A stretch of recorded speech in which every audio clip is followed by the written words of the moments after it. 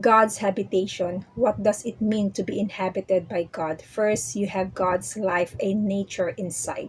The seed of God remains in you, and you are partakers of God's divine nature, by which have been given to us exceedingly great and precious promises, that through this you may be partakers of the divine nature, having escaped the corruption that is in the world through lust. Second Peter chapter 1 verse 4. The word partakers comes from the original Greek word koinonos, which means sharing. It comes from the root word koinos, which literally means common sharing. Because your born again spirit is a new habitation of God, God commonly shares with us his life and nature.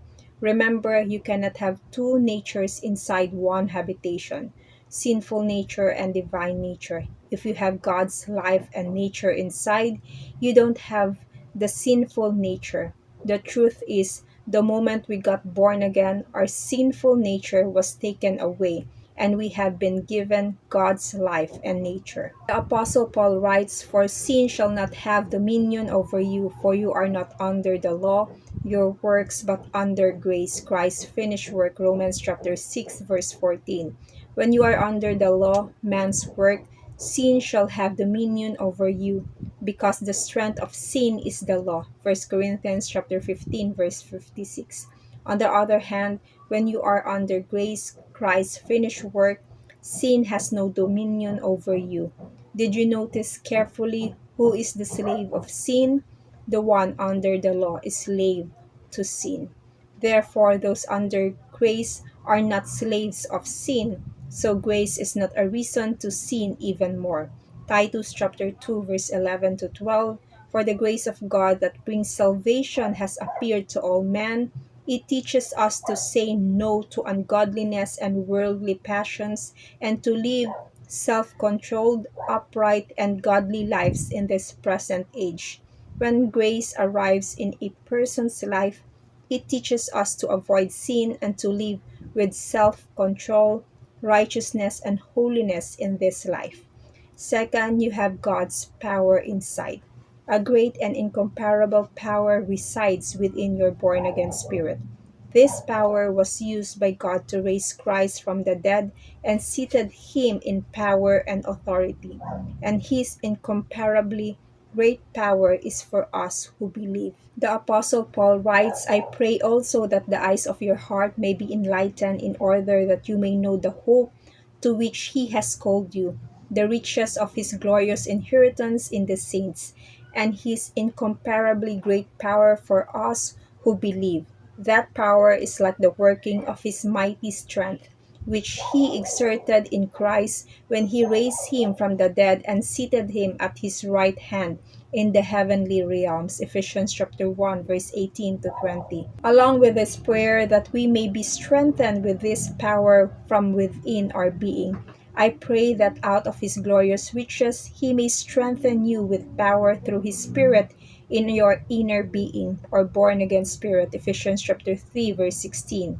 This power that is within our born again spirit is actively working within our being. Now to him who is able to do immeasurably more than all we ask or imagine, according to his power that is at work within us. Ephesians chapter 3 verse 20. Many Christians are unaware of the truth that they are the new dwelling place of God. Even more, they do not know that within this new dwelling are the powers of God available for us to be used. This power can be used to overcome sin, poverty, and sickness in the world. Sadly, God said, "Many people are destroyed for lack of knowledge." Hosea chapter 4 verse 6. Third, you have God's wisdom inside. Whether you realize it or not, in your spirit you are very wise. You have the wisdom of God inside you. The Apostle Paul writes, "For who has known the mind of the Lord, that he may instruct him? But we have the mind of Christ." First Corinthians chapter 2, verse 16. In your body you have the physical mind, the brain. In your soul you have the natural mind. And in your born again spirit you have the spiritual mind, the mind of Christ. Christ is the wisdom of God. 1 Corinthians chapter 1 verse 30. In fact, the apostle Paul even said that you are competent to judge the trivial cases of this life. He also writes, "Do you not know that the saints will judge the world? And if you are to judge the world, are you not competent to judge trivial cases? Do you not know that we will judge angels? How much more the things of this life?" 1 Corinthians chapter 6 verse 2 to 3.